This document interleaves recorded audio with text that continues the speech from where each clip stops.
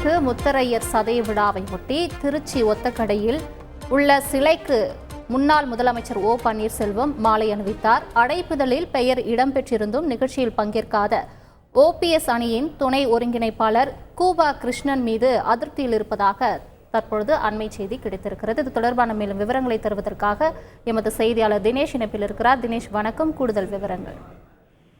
வணக்கம். அதாவது பேரரசர் பெருமிடுகு முத்திரையருடைய 1349வது சதய விழாவை முன்னிட்டு திருச்சி ஒத்தக்கடை பகுதியில் உள்ள அவரது திருவுருவச் சிலைக்கு முன்னாள் முதலமைச்சர் ஓ பன்னீர்செல்வம் தலைமையில் OPS அணியின் சார்பில் அவருடைய ஆதரவாளர்களோட ஒன்றிணைந்து ஊர்வலமாக வந்து அந்த சிலைக்கு மாலை அணிவித்து மரியாதை செலுத்தினார்.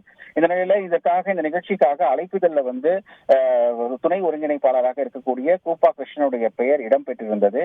ஆனால் இந்த மாலை அணிவிக்கும் இந்த நிகழ்ச்சியில வந்து அவர் வந்து பங்கேற்கவில்லை. இந்த நிகழ்வுல வந்து ஒருங்கிணைப்பாளர் வைத்தியலிங்கம், முன்னாள் அமைச்சரான வெல்லமணி நடராஜன் உள்ளிட்ட OPS அணியினுடைய ஆதரவாளர்கள் பங்கேற்ற நிலையில கூப்பா கிருஷ்ணன் அவர் வந்து பங்கேற்காதது மிக பெரும் ஒரு அதிருப்தியை ஏற்படுத்தியுள்ளது.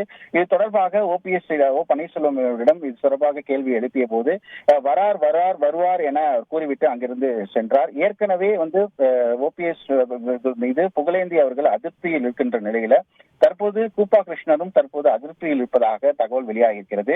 மேலும் இந்த முத்திரையர் சிலைக்கு இன்று மாலை வந்து அவர் வந்து அவருடைய ஆதரவாளர்களுடன் இங்கு வந்து மாலை அணிவித்து மரியாதை செலுத்த இருப்பதாகவும் தகவல் வெளியாகி இருக்கிறது.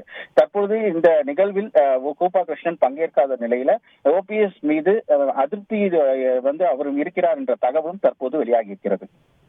விரிவான தகவல்களுக்கு நன்றி தினேஷ். செய்திகளை உடனுக்குடன் தெரிந்து கொள்ள உடனே சப்ஸ்கிரைப் பண்ணுங்க.